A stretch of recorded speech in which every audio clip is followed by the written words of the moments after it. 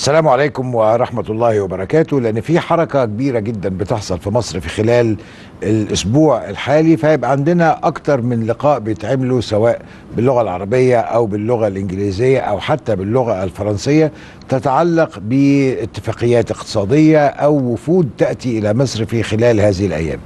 احنا طبعا قلنا قبل كده أننا محتاجين نفهم ثقافة الغرب، واحنا بنتعامل معاه. الغرب مش كله واحد، ما هوش بلوكة واحدة نتعامل معاها ونقول هو ده الغرب. ما نرتكبش نفس الخطأ اللي هم بيرتكبوه في التعامل معانا.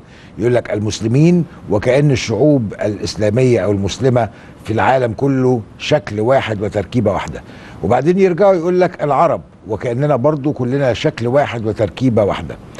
النهاردة احنا بنتكلم عن ألمانيا. طبعا لو اتكلمنا عن ألمانيا نقول هنحط ألمانيا لوحدها على جنب ونحط باقي البلاد الأوروبية على جنب، ده برضو ما هواش تعريف صحيح، لأن ألمانيا من الداخل مجموعة من الولايات، وكل ولاية فيها أنشطة اقتصادية وليها بعض التوجهات السياسية. صحيح عندها حكومة فيدرالية في الآخر خالص بترأسها المستشارة أنجيلا ميركل، لكن لازم واحنا بنتكلم اقتصاد نبتدي نتكلم مع الولايات المختلفة. عشان كده احنا النهاردة قدام وفد موجود في مصر من ولاية بافاريا. ولاية بافاريا ولاية جنوبية، لكن هي ولاية قوية جدا، نشطة اقتصاديا جدا، عندها استثمارات كبيرة وعندها صادرات بتصدرها لمصر بتبلغ حوالي 400 مليون يورو في 2015، وده عمل زيادة حوالي 20% عما كان عليه في السنة اللي قبلها 2014. وبنصدر لألمانيا في حدود أو لبافاريا في حدود ال 560 مليون يورو، لكن للأسف احنا بنصدر مواد خام، ما بنصدرش حاجات مصنعة بالشكل اللي احنا بنتكلم عليه. وزي ما طرحنا مع حضراتكم قبل كده، احنا محتاجين ناخد المواد الخام بتاعتنا يبقى فيها قيمة مضافة قبل ما نقوم بتصديرها. إذن احنا قدام زيارة من مقاطعة بافاريا من ولاية بافاريا على مستوى رسمي وتنفيذي، ومشاركة مجموعة من الشركات الصناعية والاستثمارية الموجودة في بافاريا، بتتعامل في قطاعات مختلفة، سواء كانت بتشتغل في قطاعات الطاقة أو بتشتغل في البيئة أو السكة الحديد أو الاتصالات أو الإنشاءات وغيرها من المجالات اللي بيتعاملوا جواها هذه الشركات اللي موجودة في زيارة لمصر. ده تاني وفد يكون موجود لمصر في مصر هنا في خلال أسبوعين، والوفد الثالث هيكون موجود في مصر في خلال أيام قليلة أو ساعات قليلة برئاسة نائب المستشارة الألمانية زيجبر جابرييل، اللي هيكون موجود هنا في مصر. وهيكون الزيارة فيها جزء سياسي كبير جدا، لكن الزيارة اللي احنا بنتكلم عنها هي زيارة في المقام الأول، زيارة اقتصادية. خليني أرحب بضيوفي في هذا اللقاء: السيد فرانس يوزف بشيرر، وزير الاقتصاد والتكنولوجيا بولاية بافاريا الألمانية. You're most welcome. والسيد راندولف رودنشتوك، نائب رئيس جمعية الصداقة العربية الألمانية والرئيس الشرفي للاتحاد الاقتصادي البافاري. Most welcome, sir. Mr. Pshirer, let me start here by talking to you about 5 days of actual work in Egypt. What is your impression? What is your evaluation of the presence of this important delegation to Egypt? It's my first delegation trip to Egypt, and with me I'm accompanied by 2 members of the Bavarian Parliament, but mostly by chairmen and staffs of medium-sized companies. And the impression is a very good impression, not only for the entrepreneurs, but also for the political people. We could see that Egypt is on a good way. Egypt has established a lot of reforms in the last years to improve the conditions for more investments, for foreign investments. And especially this afternoon, we had a meeting with the president of your parliament, and we could see that there are ambitious objectives and goals to improve these conditions, and therefore we are very hopeful that we can strengthen the relationship between the Free State of Bavaria and Egypt. And what difference would that make? I mean, just for our audience to understand, difference in terms of having Egyptian-Bavarian relations versus Egyptian-German relations?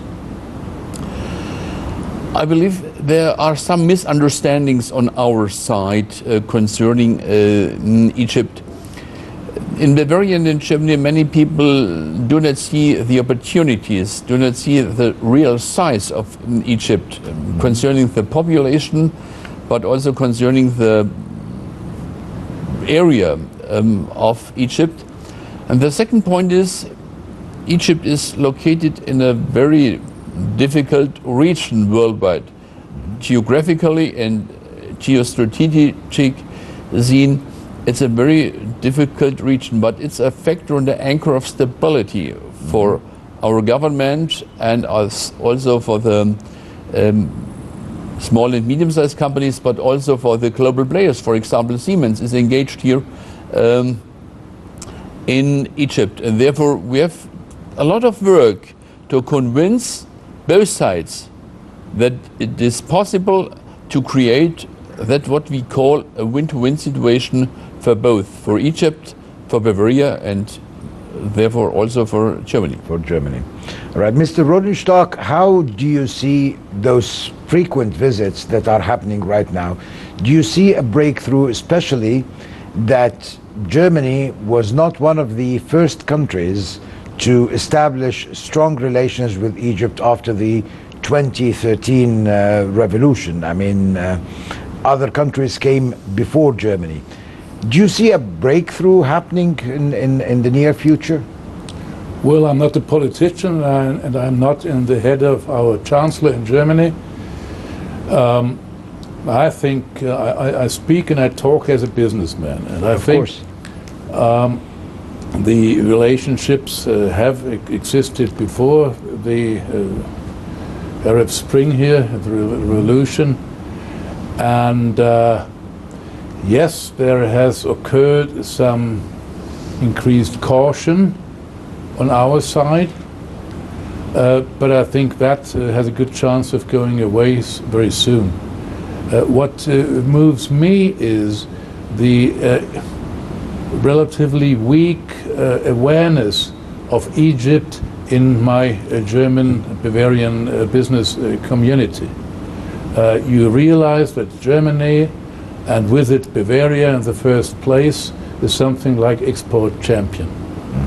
But the championship consists mainly of trade being done within Europe, where the growth rates are limited, I'd say, whereas especially German small and medium-sized companies are reluctant to enter really foreign, say, exotic markets where the dynamics are much stronger than in Europe. And that's a problem, and I think it is one of our objectives to take those smaller companies by the hand and show them a country like Egypt where there are big chances depending on what business you're in.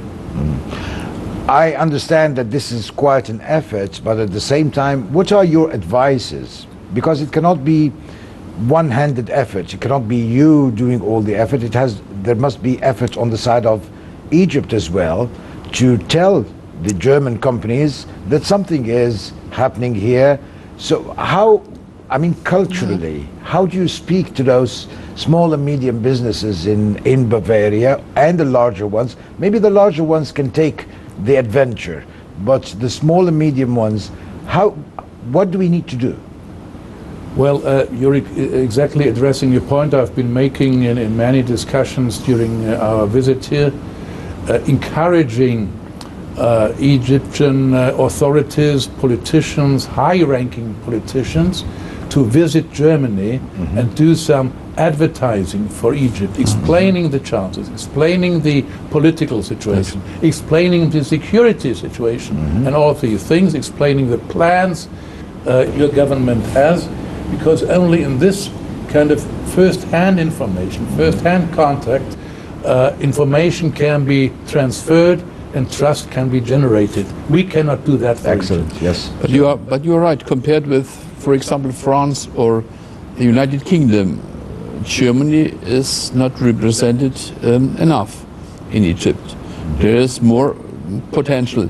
And I believe and I'm convinced that it's also a problem of the public opinion. This public opinion is caused by maybe newspapers, television reports, and therefore we have a lot of work to convince the people that the reality in Egypt has changed. Let me make one example, the example of security. The international terrorism is a danger all over the world.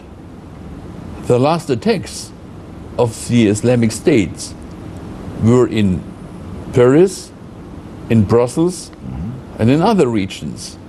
But many people in Germany, they are convinced that, or have that it the is opinion, in the Middle East yes, only. yes. To change that, I mean, with my TV channel, with my TV program, the moment I heard that you are present here in Egypt, we said we must come and meet you and talk to you and understand from you. But if something happens the other way around, if Egyptian officials, as you just mentioned, or a delegation visited Bavaria, will they be welcomed by German media? They will be very welcomed by the leaders in the politics, by the leaders in the Bavarian economy, and we could try to convince our journalists and to inform them better what has happened the last years in Egypt.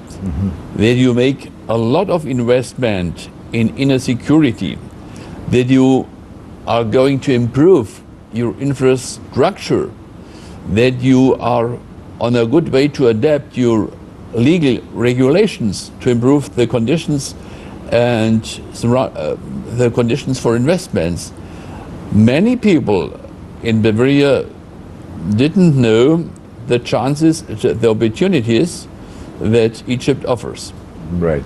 Any chance that this delegation or the coming delegations would include journalists and people from the German media? I believe that Mr. Gabriel is accompanied by some journalists. Is that so? Okay. But also we can invite Egypt people, for example, from the business institutions, but also the politicians, to come to Bavaria, to come to Germany, and to show and to demonstrate that Egypt is a country with not only with a history, with much cultural history and tradition, but also with a great future.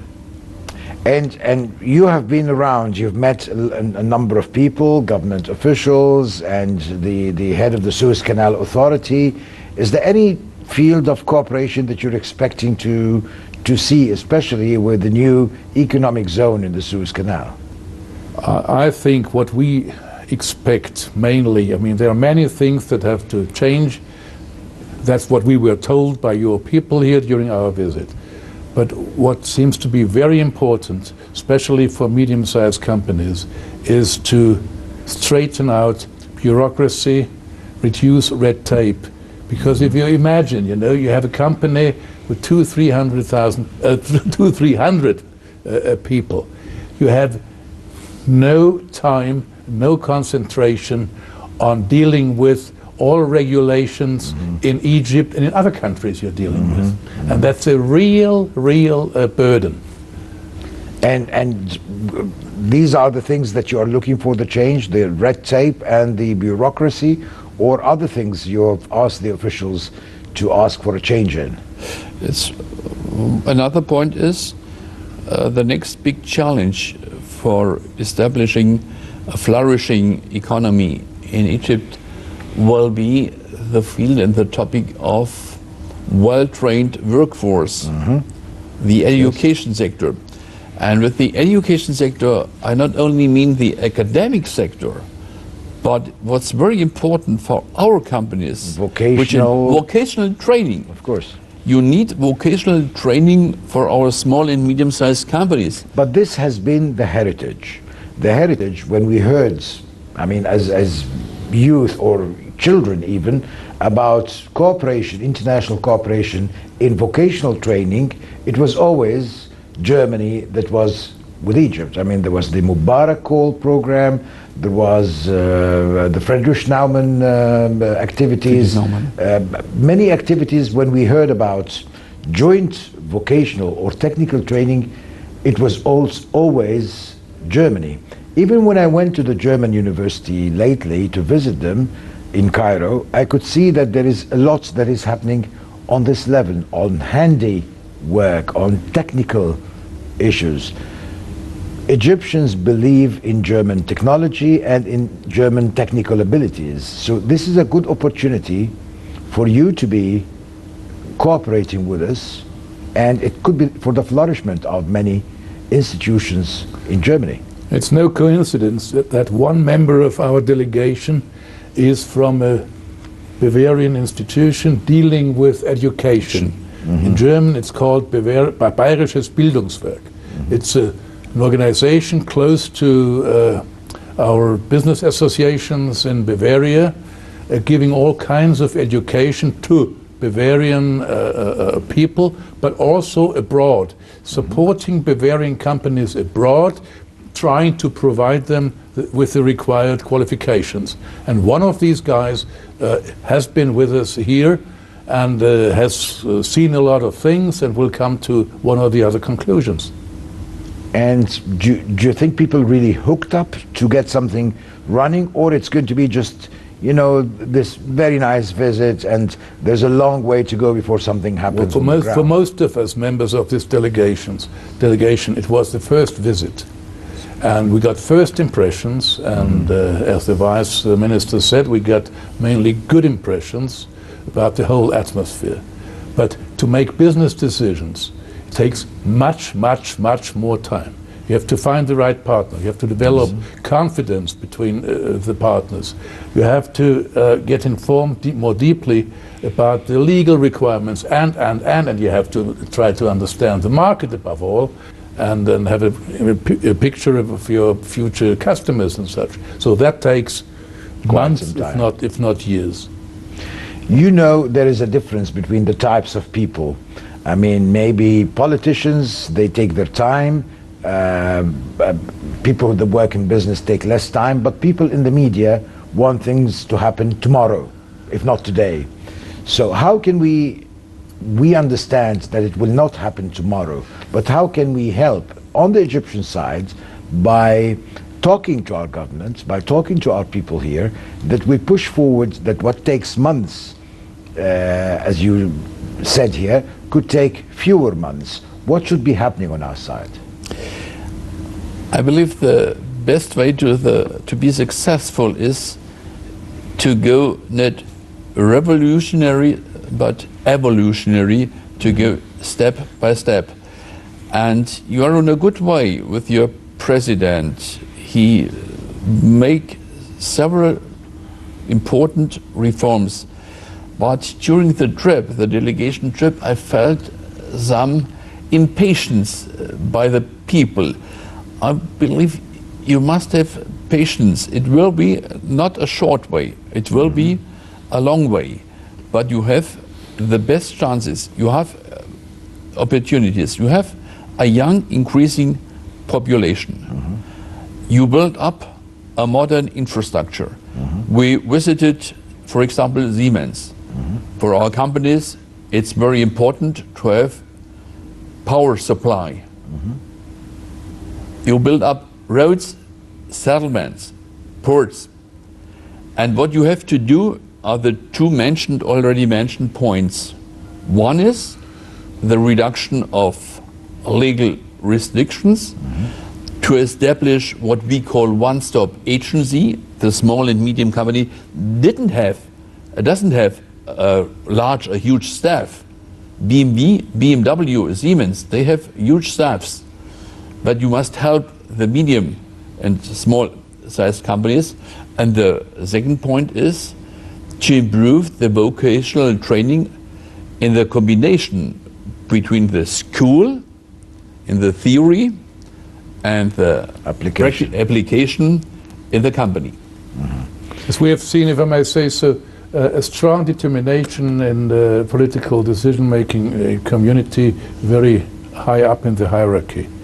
And they probably realize that the way they're taking is the right way, more or less the right way, but it's not comfortable. It will be a hard way for the government and for parts of the population. And what you as the media can do is encourage your government to stay on the way and to be courageous enough to fight against these resistances. Let me just touch on some political issues related to what is happening in the world right now, and especially in Europe. And Germany is quite, worried about the issue of the refugees, for example, that is happening. And in that case, there was Europe at large resorted to Turkey in order to help them to curb the refugee issues. However, Turkey is not really taking the stand of doing it unless it gets well paid. How are you going to handle not the refugees issue, but how are you going to handle Turkey? Because Turkey seems to be the party that keeps on fluctuating, coming and going, and may not keep their promises. First, Germany has to face one of the greatest challenges in the last decades. For example, 1.2 million refugees arrived in the last year, 2015, alone in Germany. Not in France, not in the United Kingdom, and not in Italy.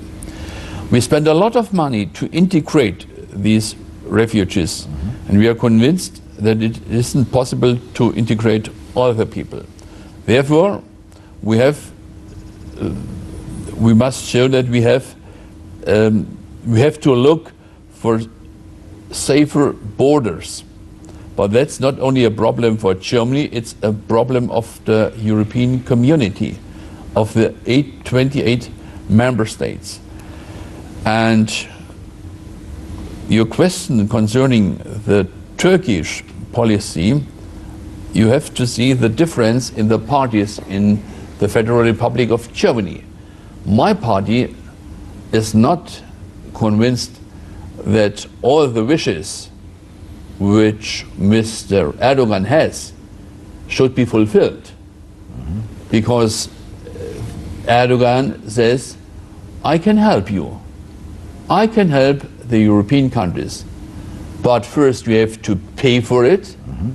And second, please open the door for a fully membership in the European Union. And this cannot be the objective for us. So you believe that he is pushing too hard, using the opportunity that you are in trouble, and because you're in trouble, he's using it against you? Because Mrs. Merkel has waited a long distance, long way. And the longer she waited, the more expensive the solution is. And what do you think is the way out in the near future? I don't know whether I should be asking you also some political questions or not, but I mean, what is the way out in the near future? Could you put easier questions? We'll say, good question, next question. Good question, but the next question. There is no easy. No, first we need more solidarity between the European member states. It's a scandal for me that rich countries in the European Union, for example, the Scandinavian states, also the United Kingdom, also France, they will not accept a large number of refugees. They say, it's your problem, Mrs. Merkel. Therefore, we need more solidarity concerning the refugee policy. The second point is, we have to make the borders sure. Maybe the national, better it would be to make sure the European borders. But if it's not possible to make sure the borders at the outside of the European Union, we have to make the borders sure within Europe, the national borders. That we won't do, because also the economy and the businessmen say border controls are not good For business. for business. Well, not only for business, it's true for business, but also for the people. Yeah. I think the Schengen regulation with open borders within Europe is one of the greatest achievements of the European Union. It's a historical deed, and I would do everything not to risk it. And talking about, you know, the open borders and the travel restrictions, I mean, you've been here for a few days. Do you think there is good reason for Germany to maintain the restrictions on travel to Egypt, or do you think this should be eased a bit? We don't have restrictions in traveling to Egypt. This is one of the misunderstandings in the public opinion of the German people, of the German journalists. There was only sometimes a warning from the Federal Republic of Germany, from the Ministry for Foreign Affairs. International Affairs, but there are no restrictions. I mean, one of the restrictions, for example, that is, I mean, probably would be if you're coming as a tourist, you would not really like it. Like a plane has to come and bring you, and a different plane would bring your luggage. And that normally is not the happiest time that you spend as a tourist. Maybe you can do it as a businessman if you really have to. But I mean, some of these regulations that I guess are needy of being changed in the near future in order to help German tourists come back to areas like the Red Sea and Sharm el-Sheikh. It would be better that if the international community would be able to make the fight against the international terrorism as a common duty. It's a worldwide danger. Terrorism and attacks from terrorists are not a problem for Egypt. It's a problem for all countries. Sure. And I'd say that what I could sense from our meeting today is I sense a lot of positive energy on your parts, gentlemen, and I hope that this positive energy... Sorry, I forgot something. You showed the people and all over the world, yet you are able to do things that we can say they are miraculous. For example, to establish within 1 year a new Suez Canal with 72 kilometers. It's fascinating. You showed us that it is possible to turn a dream and a vision into reality. As I was saying, it's a lot of positive energy I'm getting from you. I hope it is the result of positive energy you got from your meetings here. Did you get positive energy, or did you get positive feedback from officials and the business community in Egypt? I got a very positive impression from many people we met, up to the Prime Minister, responsible ministers, who really were showing an open-mindedness, a modern professional way of thinking, a determination, you know, to go even through hardnesses, to follow this path, and obviously a great heart, so to speak, to lead your country into a prosperous, peaceful, modern future. And that's really something that was new for me, and that gave me a positive feeling. Right. I can only underline this. It's not my first delegation trip all over the world. I was in many countries in the last years, but in the last few days, I felt a really warm welcome at every meeting. At the ministers, from the Admiral Muhak Manesh, from the President of your Parliament, and for all the members we met in the last day, I can only say thank you very much. And I would add another warm welcome from myself, my team, and our viewers to you. And we're looking forward to fruitful cooperation with the people of Bavaria and the people of Germany at large. Thank you very much. Shukran. Shukran. بشكر السيد فرانس يوسف بشيرة وزير الاقتصاد والتكنولوجيا بولاية بافاريا الألمانية. Thank you very much.